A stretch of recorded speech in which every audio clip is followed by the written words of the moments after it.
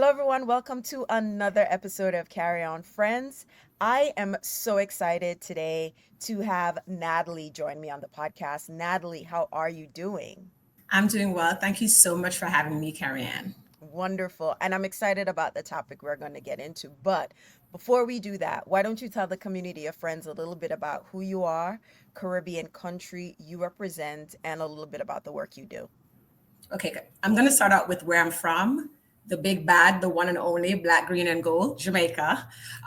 So, as we said, my name is Natalie Bennett. I am currently in a season of transition in my life, right? I call myself a multi hyphenate because there's so many things that I am doing that I have done that I want to do. So, by profession, I'm in the IT.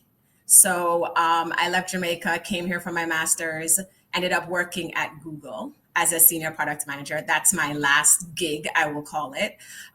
During this year, there's been transitions with layoffs in tech.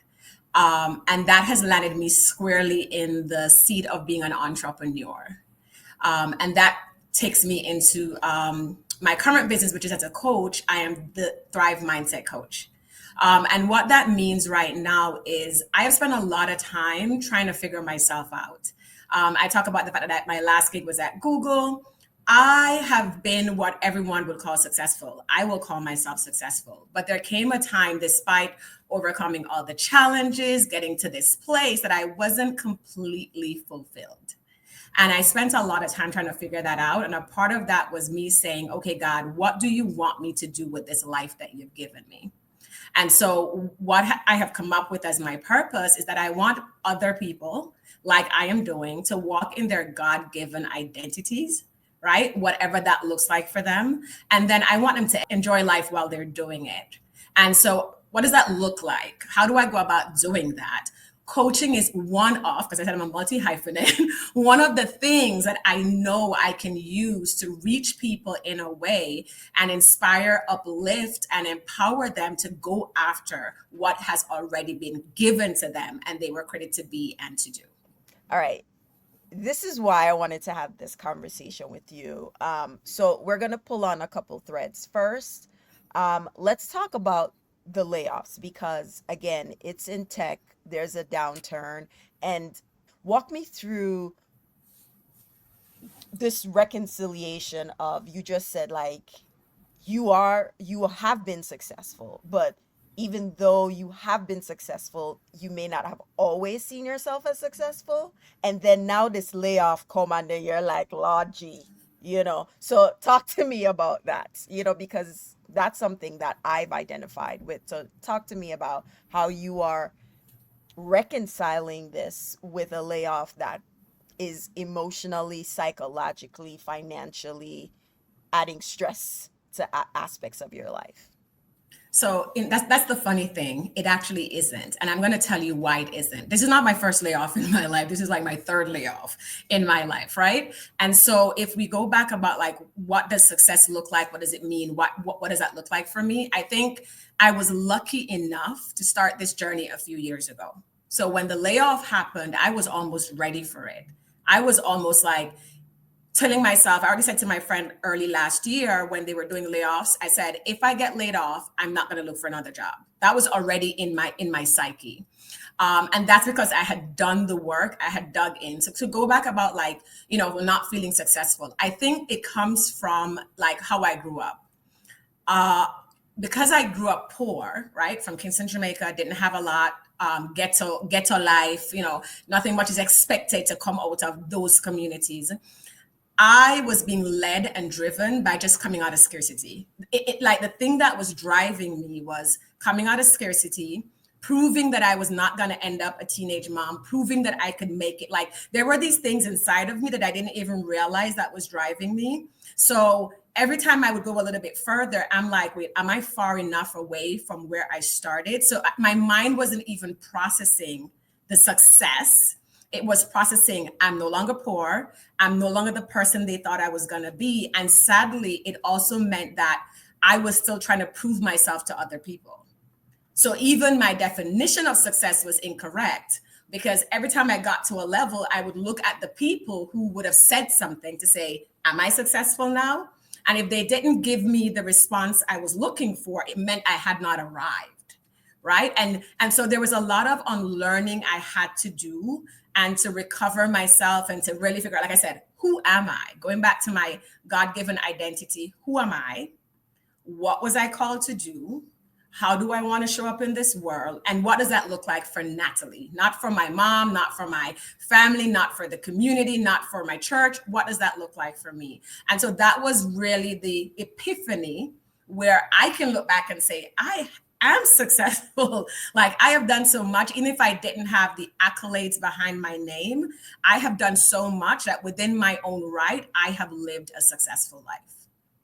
Man, you gave me a list. I'm like scribbling. I can't even tip myself off mute properly to catch up. So, of all the things, I'm gonna go to the part that I feel like it connect, like when Shrimpy knock out somebody. You understand me? I say, like this version of success that is defined by accolades, and when you are looking at your personal success, you're looking at accolades. What then is success defined as, or should be defined as, outside of accolades? Because we're not saying accolades isn't success. It is a reward as a result of success, right? And that's one Yeah. thing. But what should we be looking at to evaluate success? And I'll be very honest. So we're in 2025. It's been 10 years since I launched the first episode of the podcast. And as I was looking ahead, I was like, all right, I'm celebrating these 10 years, but what's my success? I've been doing this for 10 years. You know, I don't have tens and thousands of followers. I don't have this. And I had to think of what's my impact, not just on others, but on myself. And that was a very hard exercise because I honestly know what you're talking about. We don't have time for look past success. It's like a checklist. Me do that, boom, check off the list, next to the after the next one. Me do this, boom, off the I have not really basked in the success. I have not been like, oh wow, me do that. Yes, let's bogle to that. Like nothing. So how should we be looking at success? One, but how do we take a beat to bask in the success? Little and big, because the little ones build on to make towards the bigger one. So Agreed. So success is not a destination. Just like life isn't a destination, it's a journey. So I say to people, you have to define it for yourself. And in order to say if you're successful, you have to think about where you're going. Like, and this is where it comes into like having a vision for your life, having goals that you set, and coming back to what's your why. What is your why?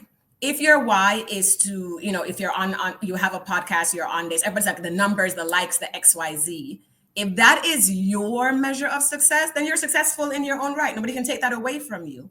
You mentioned impact earlier. Is that what is your why? Right. And so it comes back to really being clear about why are you doing the things that you're doing? Are you doing it to be liked? Are you doing it to become famous?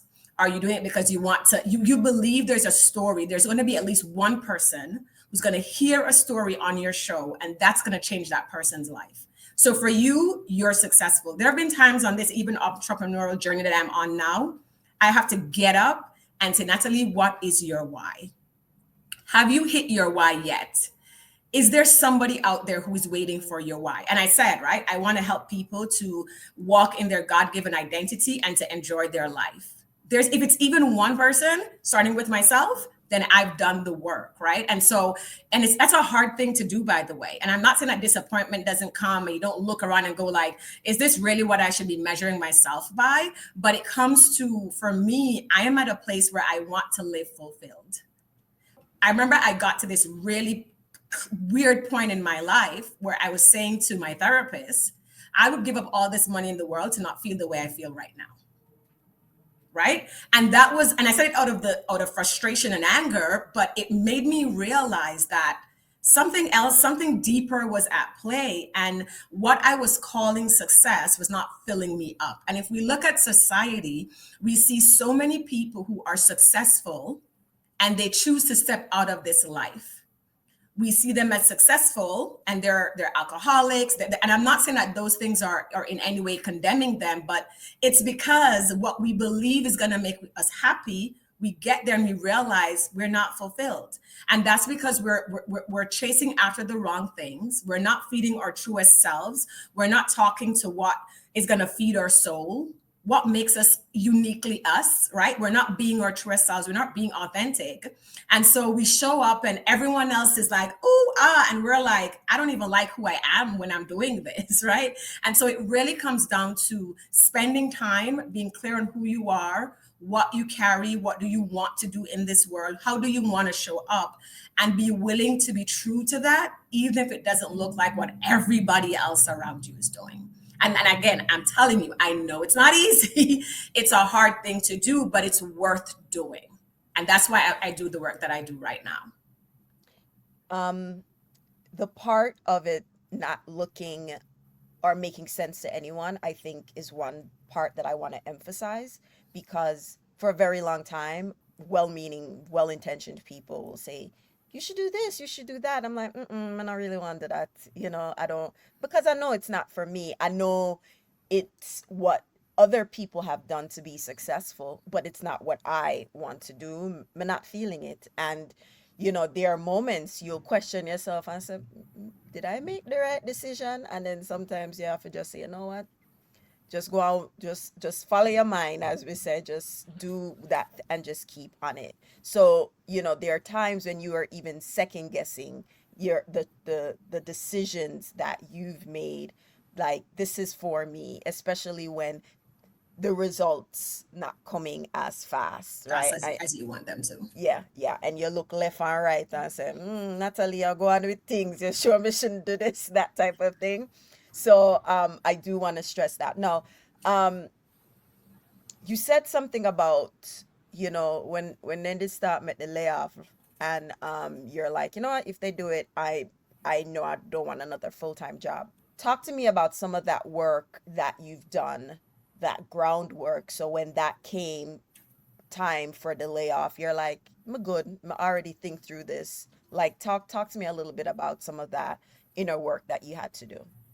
Yeah, I had to, I probably hit rock bottom and thought there's nowhere else to go at some point. Pandemic life and everything else, there was just too much going on. And I started to like sit with myself a lot and be willing to have that conversation. And therapy, we're Black people, Caribbean people, Black people, like therapy is a good thing. Even as a Christian, therapy is a good thing. And so I recognized that I didn't have all the answers. And so I went to therapy. Um, and my therapist was great at helping to inspire me and to have me do the work in those sessions. But then I had to take it outside of that. I started to shift things in my life. When I tell you I shifted, I moved. The first things I did was I moved, and I moved into a new environment, right? Because the environment that we're in will either be our cage or our community or gives us choice, right? So I changed my environment. I just had to shift. I changed my wardrobe, like everything that it's almost like I was peeling away layers of myself to find the real me. And that meant everything in me and around me had to change. And I had to start to think about what was driving my decisions. And again, like I said, it's by no means easy work. It's not done, but I had to do that. And as a person of faith, that was a lot of spending time with God and really asking him, okay, God, I could come to you one more time and say, God, help me to keep my job, or God, help me to give me another job. But I decided to sit with him to say, okay, God, I need your revelation. I need your clarity. I need you to tell me, what do you want from me? Not what, oh, bless me, bless this thing I have in my hand, but what do you want from me? And out of that, all of these different things started to evolve. I remember one of the things that came to me when I was going through this transition is that there's a version of me in the future that is okay. There's a version of me that is in the future that like she's figured out everything. She has all the answers for me. And I need to get to her. And so this thing came up to me about like me to her, her to me. She's saying to me, Natalie, where I am standing right now, everything has worked out. We figured it things out and you're in the right place. You just need to come and meet me here. And I made a commitment in that moment to her that I was going to do all the work. I was going to make sure that I got to her, right? And it was me to her, her to me, destiny calling. And so I had this thing of that there's more, there's a better version of me. There's a place where the things that are like not okay today are going to be okay at some point. And those were the things that, again, but it took work. I hate when I, not that I hate, but like when I share this story or I share my story, it might come across easy, but I want people to know it's not easy. It's tears. It's you're losing people in your life. People don't understand you. Like there's a lot of work to truly stand in the fullness of who you are and becoming the best version of yourself. That became, I was journaling, I was going to therapy, I was being vulnerable with people because I'm a strong person. People look at me and I'm a strong person. I'm a leader in my own right in, again, all the things that I've done. So people look at you and go, oh, you strong, you have it going on. And I had to start to be vulnerable to say, I can't be the caretaker for the family anymore. I can't be the nurturer anymore. I don't have all the answers for everyone. You're going to have to stand in your own place so that I can become truly strong so I can help you. So it's like, it's really a lot of work and it's ongoing work. It's honest work that starts with you being honest with the person in the mirror. Wow.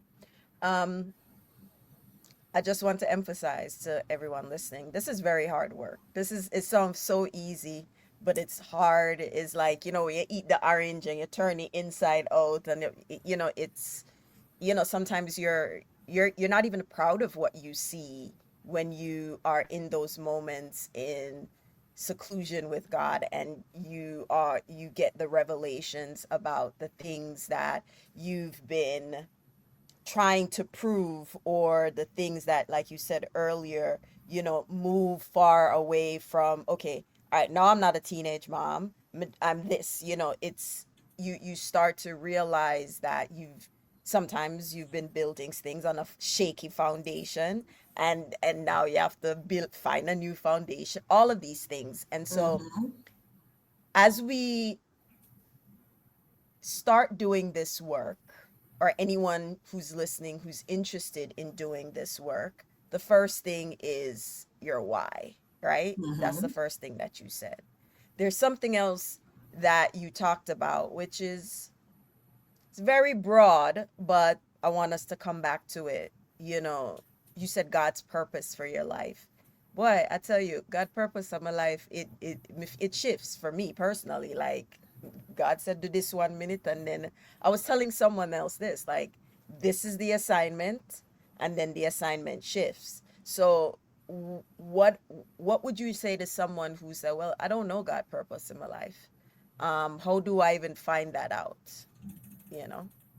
Something you just said as you were asking the question, the first thing that popped into my head is that the purpose is different from the assignment. Mm, So your assignment can change.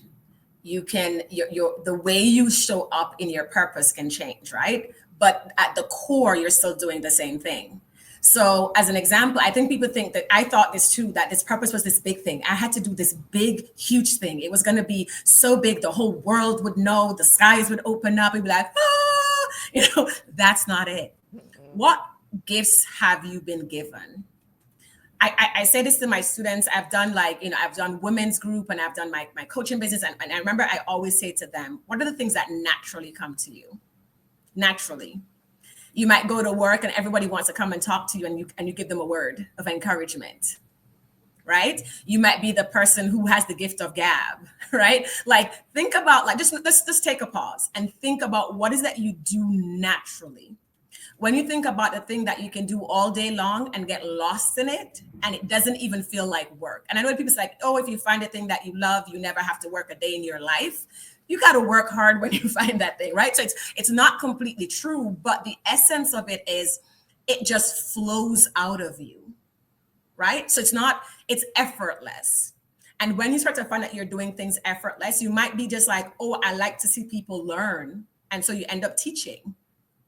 You take the student who no one else wants to teach, and you'll have the patience to walk them through it, right? And then you're like, that's your purpose. Your purpose is to help people to understand big things in their own way. So I think people are looking for, oh, this great thing about my purpose. It's what do you do naturally? What has God given you in your hands? You know, he said to Jeremiah, what is in your hand, right? So what is already in your hand? What do you do naturally? And if you show up, if you're a homemaker and you are a good cook, you can cook, right? Which means you're feeding your family, you're feeding them, you're making them comfortable. That just might be your gift. You know, God has given you the gift of creativity and you're able to cook. So now you cook at church when they need to have a potluck. Who they calling to do the mac and cheese? That could just be your purpose, is to bring comfort into other people's life. We're all here fitly framed together for a thing. We can't all be the sun. Then who's going to be the moon? Who's going to be the earth? Who's going to be the tree? Every part needs to, you know, has its own function, and no function is bigger than the other. So when you think about your purpose, just think about like who you are and what you do, right? No one else can be you. We're trying to be everybody else but our true selves.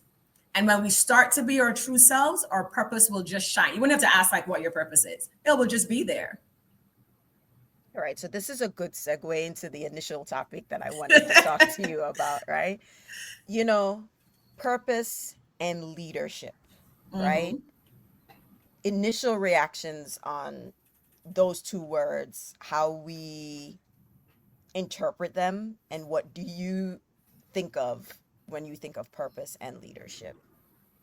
So I think purpose and leadership are, you could say they're not the same thing, right? They're kind of like two separate concepts that work well together, right? If your purpose is to lead, then lead.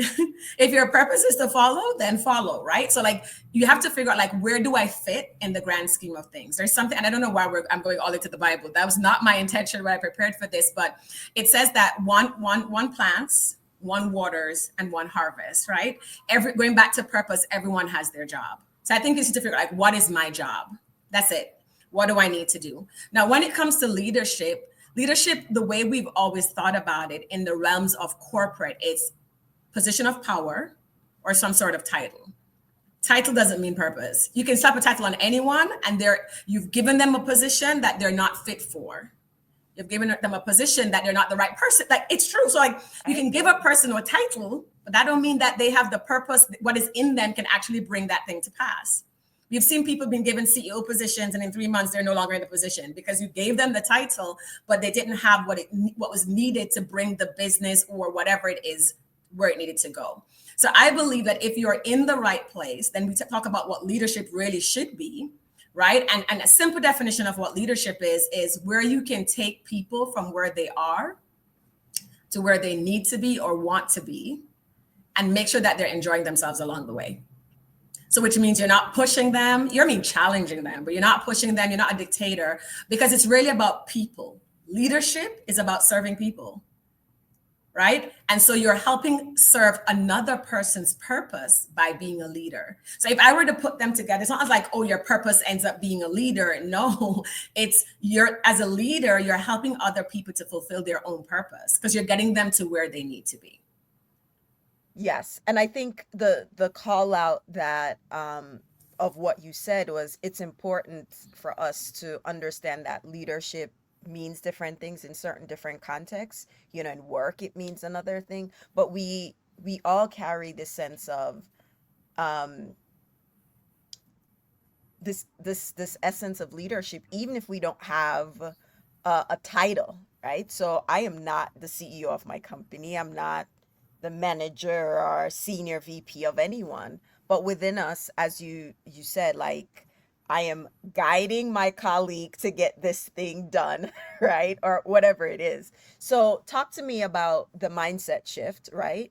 In terms of, especially for our audience is Caribbean American, um, that mindset shift of thinking of leadership of just position of power versus where I like that definition where leadership is how are you helping others. You're in that, to use another term that's often overused but and also often misunderstood, servant leadership.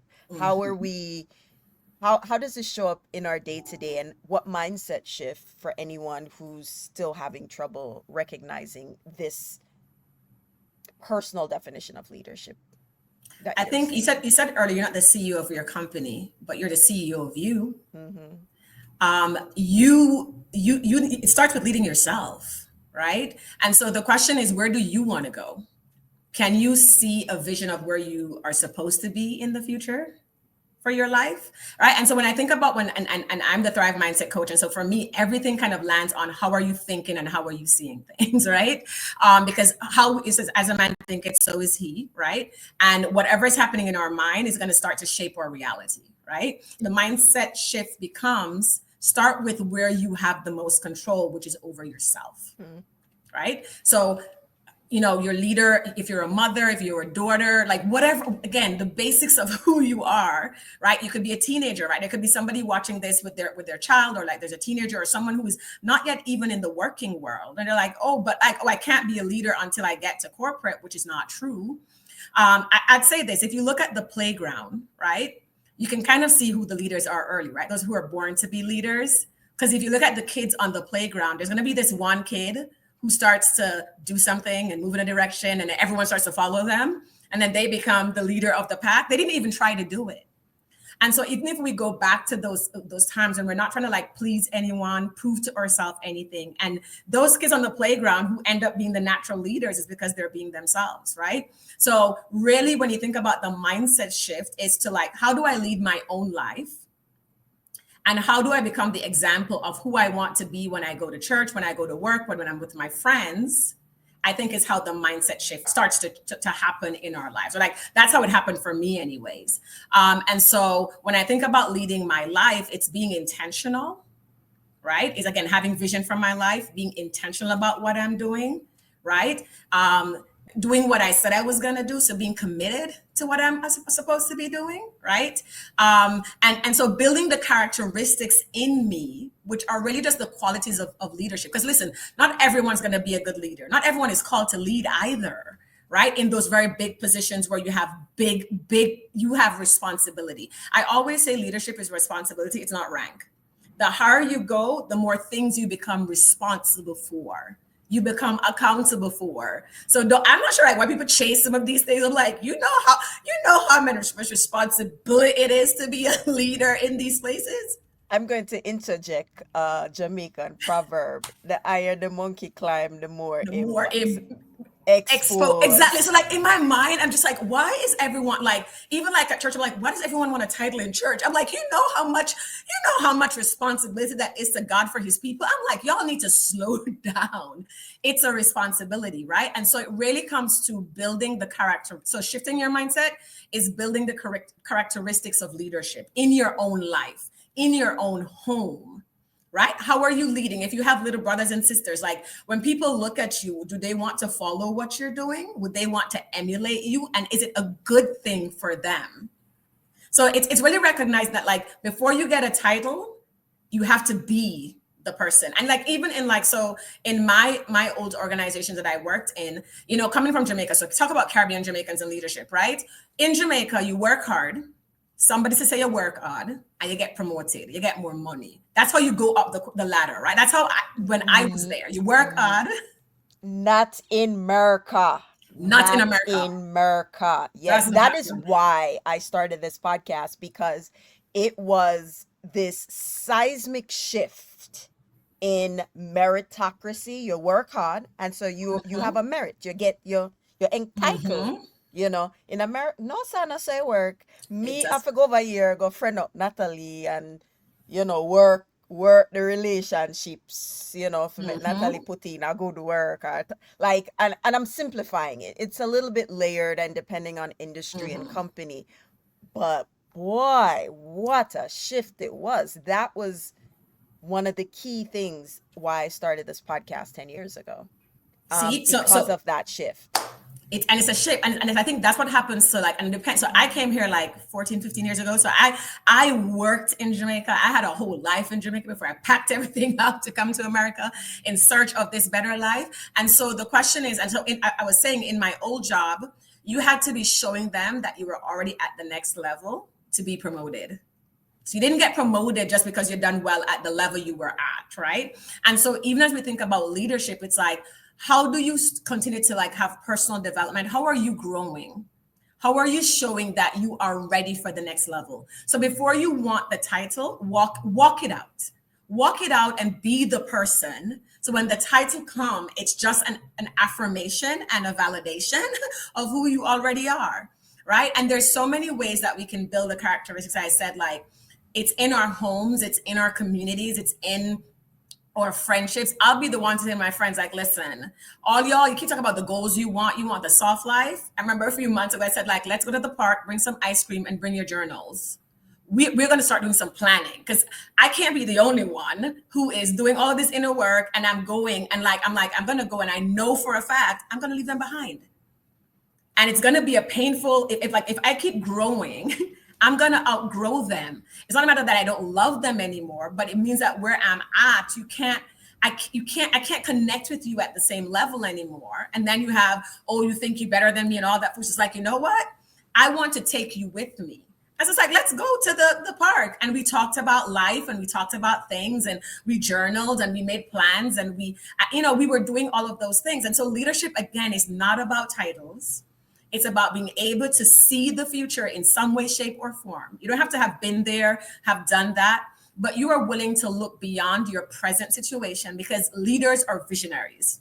Leaders are strategic. Leaders are problem solvers. You know what? Like, most people who are like from poverty, you are already leaders. When your mother can figure out how to make spam go 10 ways to Sunday, when your mother can make that hard bread last for however long, right? You know, got your bed hungry or anything. When your mother can make it, she was showing the qualities of leadership. And so I think the mindset shift is to really break these very big concepts down to things that we can understand, make them really practical. And that way, when you're thinking, oh, am I a leader or not? If you took care of your little brothers and sisters when your mother had to go to work, you were a leader. And so taking those experiences and saying, okay, what did I have to do to keep them in line a little bit? Right? What did you learn from that and growth? And don't just put the small things aside. Oh yeah, I was just babysitting for a little bit. It's not easy to babysit anybody, right? And so the mindset shift, as we come back to the question, is really about breaking the concept down and seeing yourself there and saying, what kind of leader do I want to be? Like, I used to say to people, and I said this to my manager, I don't want to manage people, because I understand the weight of managing people. I understand when I make a decision at work, it affects them in their lives, in their children's life, in their like, they go home, they can't sleep. I've seen and heard, and I've mentored people, so I get it. And so I've never wanted to be a people manager. So my way of leading is I'll be an IC, an individual contributor. I will lead business objectives, and I will lead processes. And I'm just like, that's the kind of leader I want to be. Now, that's not my calling. So, it doesn't work that way. But that's what I've always said, because I will choose the way I want to show up as a leader and not force myself into spaces and places before I am ready, qualified, and equipped to do the job well. So I keep wanting to come back to this work environment. So let's focus there.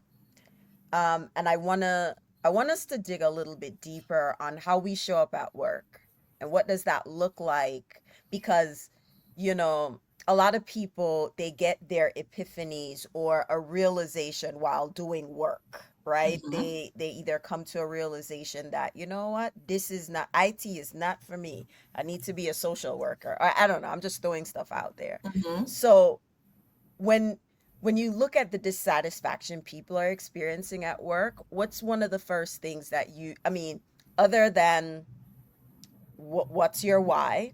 And some people, why could simply mean me need to pay my bill, I'm a mortgage, I'm a rent, Mm-hmm. right? So what's the one thing you would say to someone who, I'm not happy at my job, and for them to start pulling on the different threads as to find out why, to get to where you were when you knew that if the layoffs come, you are going to take the layoff? I think it's taking risks, right? And being open to change. So first of all, let's take a step back. Sometimes we're unfulfilled in our jobs because it's not because we don't love our jobs and we're not in the right place. Like, there's just a whole bunch of stuff happening, right? Sometimes we're unhappy in our lives, or we're unhappy in our lives, we end up happy at a job. So we need to figure out, like, what is happening. Do you have a bad manager? Are you in a toxic environment? Like, we need to ask ourselves these questions. Like, you ask yourself, are you in a toxic environment and it's just not good for you? right? I remember hearing someone say the other day at a session I was at, is that for the first time in her career, she got like the lowest grade she could get, right? And that had left her like self-doubt, and all of these things were rising up in her. And she, it was, luckily for her, she went and she spoke to someone, and they're like, oh no, it's not you, it's that manager. You have this is just like, you have the wrong manager, right? So I think it's spending time to do that investigation, but that only happens if you've done all the other work. So let's go back a little bit about the transition from like working in Jamaica. You work out and get to work, and you make it, and you grow the ladder, and you go up there, and now you're in America. In America, that there's a different system. You have to think about like, what's your, like the concept of like, what is your brand, right? What is your brand? And you have to always be thinking about like, what do I want to be known for, right? And you have to always be trying to like build your brand while you're there. So the question is it the job that you're doing that is no longer challenging you, that's causing you to be frustrated? Is it the environment is just not the right environment for you? So like, you have to answer those questions, and you need to have the people around you that can help you to answer the questions too, because you're going to have blind spots, right?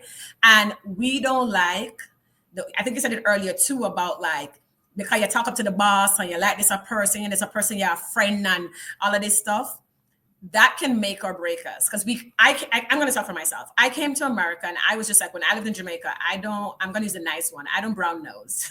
Right? Me no big friend. I'm not a big friend. So when I was in Jamaica, when the first time I got laid off, I was like, well, if me not gonna be the boss friend, and she don't know my business, and if I let it take for me keep the work, then I'm not gonna take the work. I'm gonna tell you as it is. I was a different person, right? I was like, I'll tell you as it is. You cannot come to America with tell you as it is. It don't work. You won't get fired. Right? But that was me in Jamaica. So I came here, and I was just like, me not network with nobody, because networking is not for me. And Wait, if network is one thing, the other thing that I've seen, and this is part of things that I've covered too, is me no want the organized play date. Me no want go to hang out with no co or after thing. So that's another one where them a have event at work. Me no want go. Me no like them. now go. Right. So rarely we have like, you're shooting your like, so okay, listen. So I said I was on the event the other day, and I said it's a game. Yep. For the longest time, I did not want to play the game, because I'm like, that is not who I am. This is not who I want to be. I'm not going to play this game, because again, come from Jamaica, I'm not brown nose. I'm not do it. I'm not doing it. But that hurt me in the early parts of my career, and it took me a long time to figure those things out. So it hurts. Absolutely. Right. And this is where it comes to like, you have to put the alignment in and understand why you're doing something, and being willing to know what your boundaries are. So, and there's something you said earlier that I want to kind of go back to as I'm in this space, is sometimes the reason why we don't go for more is our own insecurities. Mm. So we'll say, the other day I heard God say to me, Natalie, stop playing small. I came off of a call with somebody, they reached out to me for something, and when I came off the call, it says stop playing small, because I was hiding away. So sometimes we don't want to network because we think, oh, my accent is going to throw me off. That used to happen to me. Or I don't know what I'm going to say to these people. Like, I don't fit in here. Like, you're telling yourself all these things in your head. I don't fit in. They don't look like me. They won't understand me. Like, I don't know what I'm going to say. Like, and so we need to get a little bit over ourselves. I know it's hard. Get over ourselves to say, this is why the inner work before and the personal development is important, because you're like, I have something to offer. I am going to insert myself into this conversation, even if it's just to listen and nod and be like, whatever, right? So we need to be willing to step out of our comfort zones a little bit, stop playing small, step into the room, and find out where we actually fit. Right? So networking is not all bad. Don't go in there the first time you go because, I'm looking for, I want to leave this team, and it's too late. If when you need the bridge, you're trying to build it, it's too late. You're going to drown. It ain't going to happen. You could get lucky, right? So they need to kind of like build a network ahead of time, build their brand, build allyship. There's something called the personal boardroom. Have people like, again, I start with you, there's the business of you. Have a personal boardroom, people that you can go to say, hey, tell me if it's me. Tell me where I'm falling short. And when you have done all, and there's so much that you need to do. This is why come and I'll help you through it. But there's so much that you need to do. But when you get to the root cause of the problem, then you can make a decision. So I'm dissatisfied because my manager isn't the right manager for me. And so what I need to do is find another role in this company. Or it is that this work doesn't challenge me anymore. Maybe I need to ask my manager for some more challenging work. Maybe it is that I am just frustrated because all the things happening in my life. How can I upskill? Maybe I can learn better communication skills. So what do I need to change about me to be able to better show up in this space? So like, it's not always an easy, like, oh, we'll love to, but we're going to lift the job, right? And all we do is take the bad behavior and the issues that we did not deal with from one job to the next job. You ever hear them people that where every job them goes something wrong with the place where them work? Like, listen, Jamaicans, I'm Jamaican. This is what happens. Everywhere we go, are the people them problem. I feel them reason why it no work out. Mm-hmm. It isn't always them. It's true. But there's something else that I wanted to come back to. So I definitely know that, everywhere you go, it's about your brand externally, your brand internally, your brand across. How much of this brand identity impacts you? So when you think, so I'm asking you this question, did this branding of yourself impact how you eventually saw yourself? Like you brand yourself to the point where me not even know if me recognize myself anymore. How you balance that? Because at some point you brand yourself because you need it to survive and thrive and other people that work. But sometimes you feel like, boy, I'm so on brand at work that sometimes that brand, there's a gap, there's a disconnect where you Yeah. now have to start audit yourself and say, okay, this is work, Carrie, this is another Carrie, and it's not jiving, and that's kind of where, maybe you had started to say like, yeah, I was driving towards this accolade, not accolade, but this goal. You weren't necessarily enjoying the successes because sometimes the brand at work, or your business brand, your entrepreneur brand, is now becomes the main foundation as opposed to just being a brand, just a messaging. So talk to me a little bit about, like, if was that an experience you have, and when we have that, to use your tech word, when we have that scope creep, you know, when we fi check myself, I say, hey, my girl, I just the work brand that, it's not you. I know what God tell us if I do breaks up, my girl. So, talk to me a little Yeah. bit about. That's a really interesting point. And the thing about it is, with the branding, is your brand is not your identity necessarily, right? So I think, again, this is where it kind of comes in, like, your brand is not your whole identity. And I think that's what probably makes or breaks if people get laid off, because your job was your identity. So your Yes. brand is not necessarily the job. So my brand at work was getting things done, which means no matter what you give me where I am, I'm gonna get things done. I could be put on a project, and it's a gnarly, horrible, nobody wants to look at it project, and you give it to me. I'm gonna dig into that beast. I'm gonna come back out. It's gonna take me some 12-hour days, some 14-hour days. I'll be sending emails at 1 a.m. But in a few days, everyone will have clarity on that project. So, right. So I'm the person who can take big picture, gnarly information, and I can break it down and figure out, how are we going to solve this? How are we going to get out of this? How are we going to make this work? And so my brand at work, luckily for me, because I think somewhere with the Jamaican in me was probably very helpful, right? My cultural background was helpful, right? It hurt, but it was also helpful, because I remember saying to my managers, every time I would have a new manager and you had to do the introduction and they had to get to know you, I said, listen, I like to do good work, and I want to be appreciated for the work I do. I want to be acknowledged, and I want to be rewarded. I don't do things to be acknowledged and to be rewarded. I don't. I'm very clear to them that, like, I'm just going to do a very good job. That's just me. I'm going to do good work, right? Because I need that. Pay me good, treat me good. But I'm not the person on the team who wants to be visible just because I'm not and so that was something that within me that I was very clear on from the beginning. It's not me. So that cultural thing kind of helped, right? Again, it did hurt sometimes because I remember once my manager came to me and I was like, I want to get promoted. And like, because those things are still important.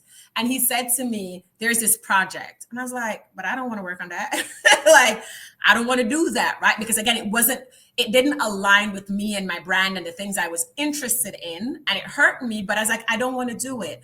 And so I think for me on brand, it starts with like knowing why you want to do something and be happy integrally when you get there, right? So I don't want to be the person who get there and I have to question how I got there, right? That don't sit right in my spirit.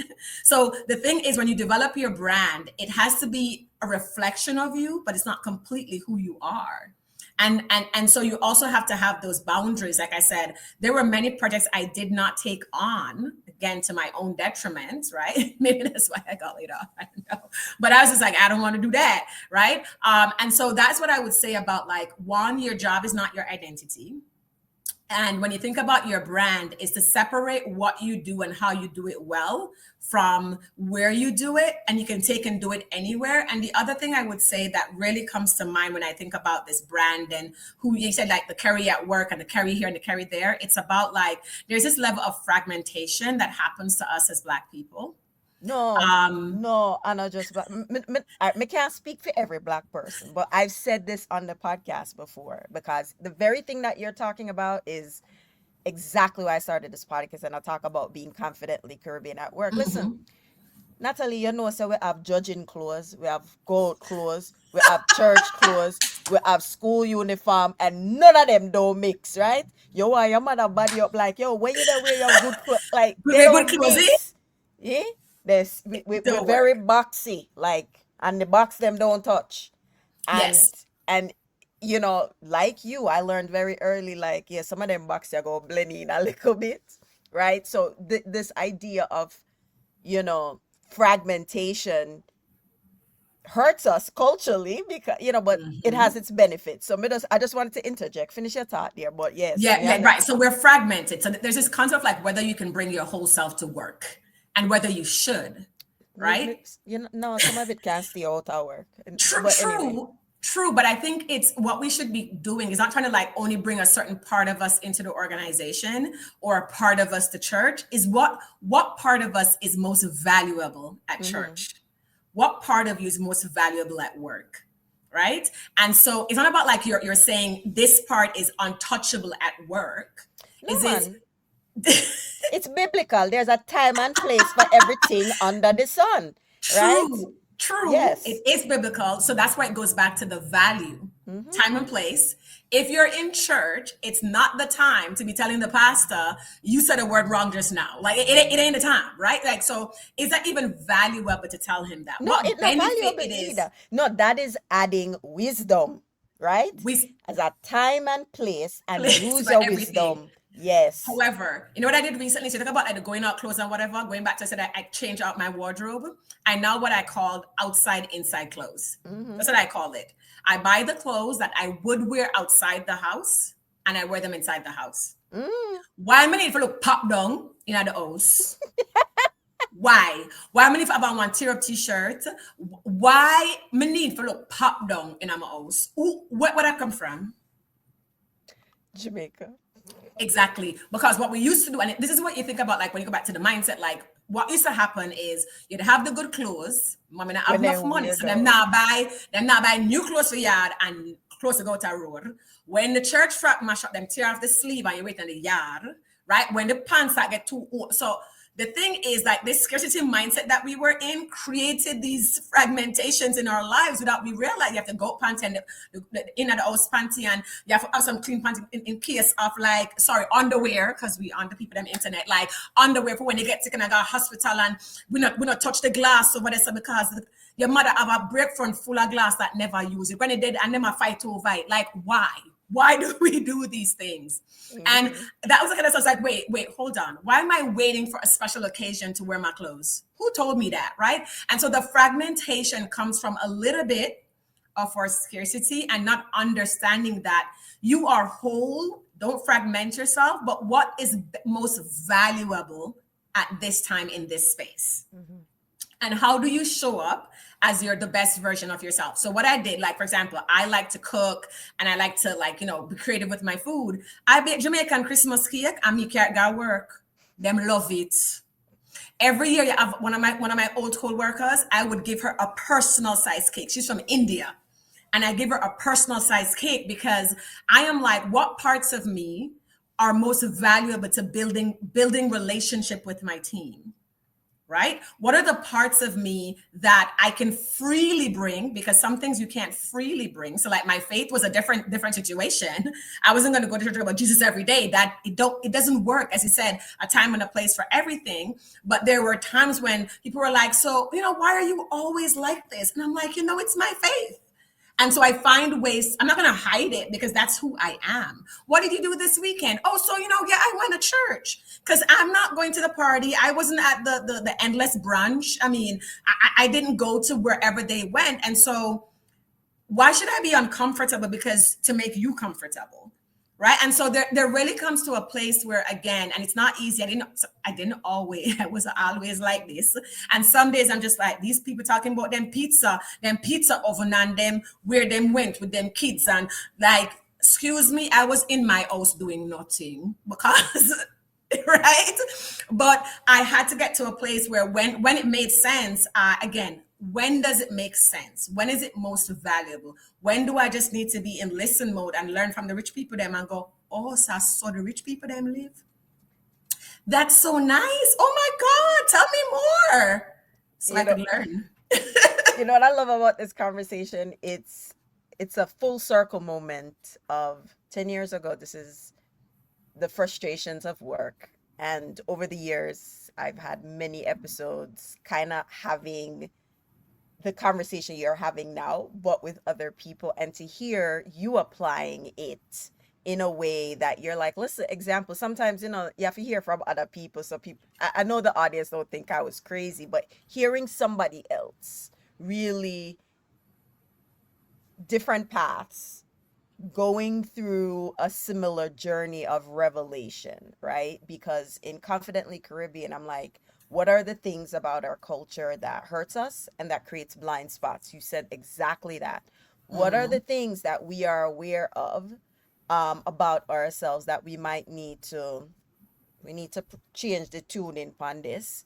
Mm-hmm. Um, and what are the things that, like we said, like we shouldn't downplay? And I know that we have a privilege, because we are Jamaican and we just We're different. we Sorry, we're yeah special. we just show up different. And I had to recognize that um that's a privilege, and coming at it that way, not many people have the same level of braggadocio we just born with, it just Mm-hmm.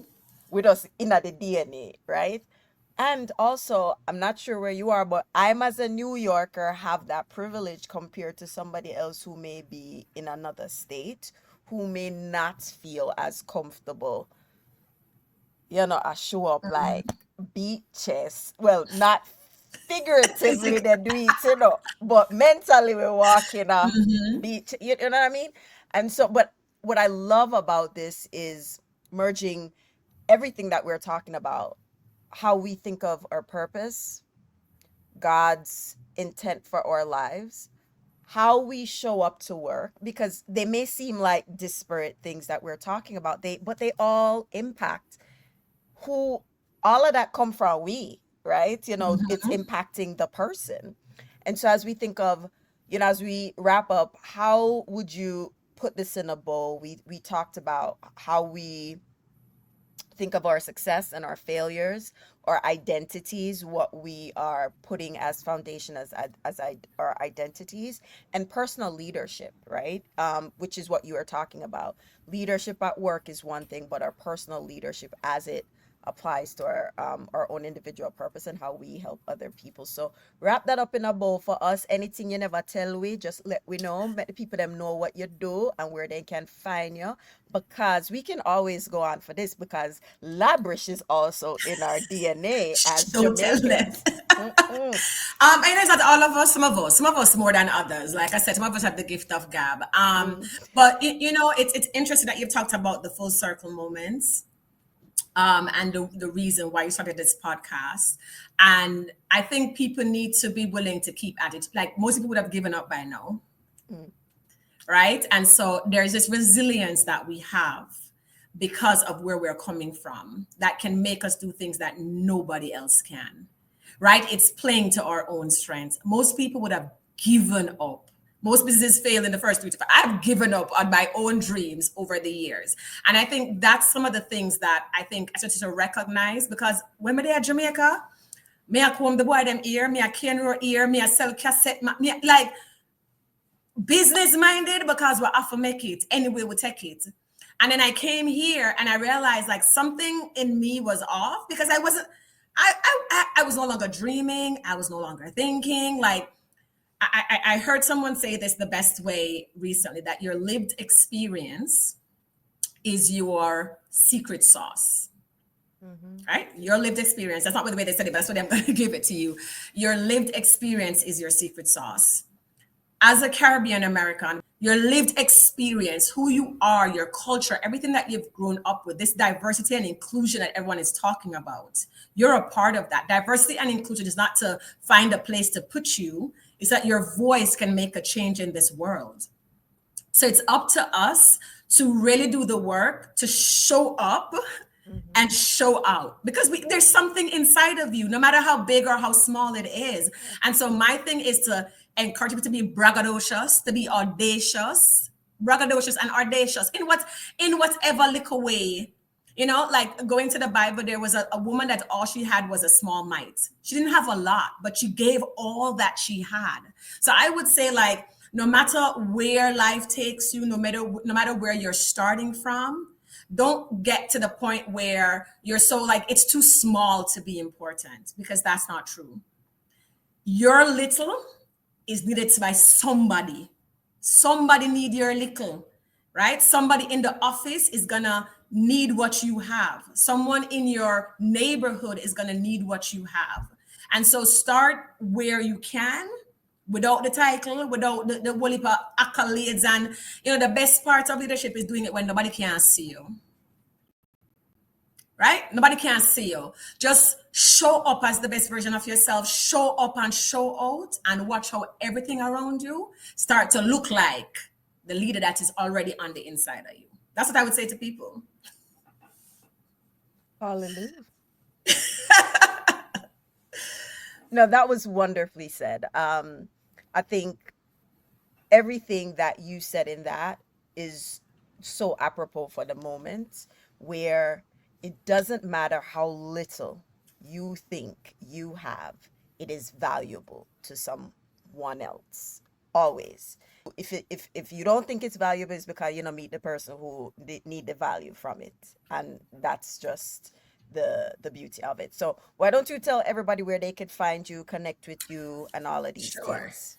So you can find me on all socials at I am Natalie Bennett. So my name, right? My braggadocious with it. I am Natalie Bennett. My website is thethrivemindsetcoach.com. I'm also at LinkedIn. Even on LinkedIn is I am Natalie Bennett. Instagram, TikTok, all over the place. X, anywhere you look for me, I am nataliebennett.com. I have programs. I have personal coaching programs. I have workshops on financial wellness and personal development. I don't know when this can come out, but still look me up. I'm sure I'll have something to be able to help you. I have free resources on my website. I'm always trying to give free advice. I do a 30-minute consultation with people. It's for free. We can have conversations. I also have like mentorship that I do. So I'll put a certain number of hours on my calendar every month, every 6 weeks or so, where if you just want to pick out my brain, because people like to do that, right? And so I also make myself available for mentorship. If you have any questions, just reach out and we'll see how we can connect from there. Wonderful. Well, Natalie, thank you so much for coming on the podcast, for sharing your wisdom and your experiences, because the wisdom come from the experiences. And as I love to say at the end of every episode, walk good. Okay, and I want to say to you, congratulations of 10 years of the Thank Carry you. On with Friends podcast. And I can't wait to see and hear about all the amazing things that you will continue to do. Thank you. I appreciate that. Purr, purr, purr, purr.